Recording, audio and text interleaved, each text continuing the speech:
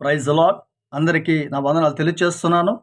దీని బిడ్డలారా, ఈరోజు మీకు చిన్న మాట తెలియచేయాలని ఆశిస్తున్నాను. మనం ఉదయం లేసి ఉద్యోగానికి వెళ్తున్నప్పుడు చాలా స్పీడ్‌గా బండి తీసుకొని లేక వాహనాల మీద బాగా స్పీడ్‌గా వెళ్ళిపోతూ ఉంటాం. అటువంటి సమయంలో చిన్న మాట మీకు తెలియచేయాలని ఆశిస్తున్నాను. మన కొరకు ఎదురు చూసే ఒక కుటుంబం ఉందని మనం గుర్తెరగాలి. మన తల్లైనా తండ్రైనా మన కోసం ఎదురు చూస్తున్న వారు ఉన్నారు అని గ్రహించుకొని వెళ్ళే ముందు చిన్న ప్రార్థన చేసుకుని వెళ్ళాలండి.